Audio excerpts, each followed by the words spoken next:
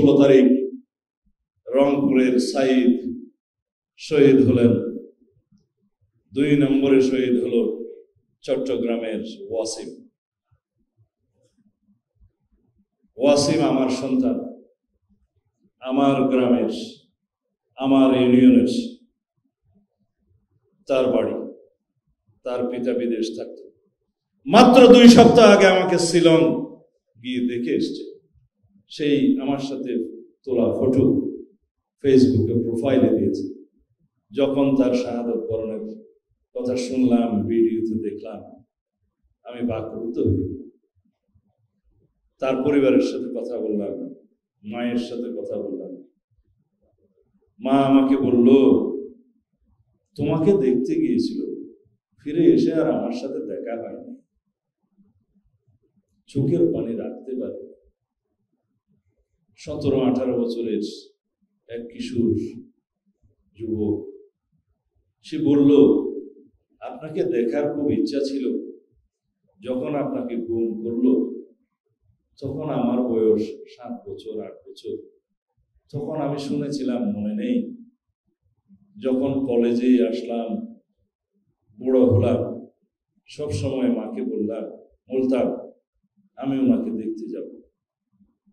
সেই আবেগ, কিশোরের আবেগ, যৌবনের আবেগ। 2 সঙ্গী, তারা 2 জন দেখতে গেল। আমি বললাম, বাবা তুমি কেন এত কষ্ট করে পাসপোর্ট করে মা বাবার টাকা খরচ করে কেন আসলে? নিয়তির লেখন, হয়তো আমার সাথে দেখা হবে, তার একটা স্মৃতি থাকবে, ফটো থাকবে, ফেসবুক প্রোফাইলে দেবে, এসে 2 সপ্তাহ পরে দেশের জন্য শাহাদাত বরণ করবে। এই ইতিহাস কিভাবে ভুলি? সেই সামরিক স্বৈর শাসন বিরোধী সংগ্রামে জয়নাল জাফর দীপালি সাহার রক্তের রাধা আমাদের শরীরে লেগেছে। আমরা শহীদের লাশ নিয়ে মিছিল করছি ঢাকা বিশ্ববিদ্যালয়। আমি মনে করলাম, আমার এই বৃদ্ধ বয়সেও সেই একই ইতিহাসের বারবার পুনরাবৃত্তি হচ্ছে। এই বাংলাদেশ তো আমরা চাইনি। এই বাংলাদেশের জন্য আমাদের পূর্বপুরুষরা রক্তদান করেনি, শাহাদাত বরণ করেনি, মুক্তিযুদ্ধ হয়নি।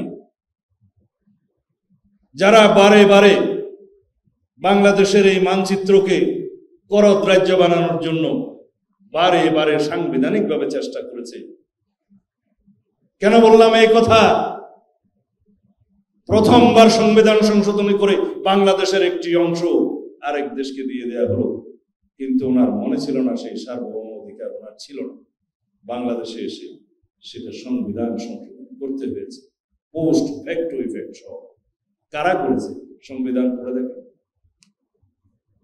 যে গণতন্ত্রের জন্য, যে স্বাধীনতার জন্য, যে বৈষম্যহীন শোষণমুক্ত বাংলাদেশ গড়ার জন্য লক্ষ শহীদ জীবন দিয়েছে 1971 সালে, ভুলে গিয়ে মাত্র 4 বছরের মাথায় গণতন্ত্রকে পুলিশ করে দিল, বিলুপ্ত করে দিল, একদলীয় শাসন ব্যবস্থা কায়েম করলো।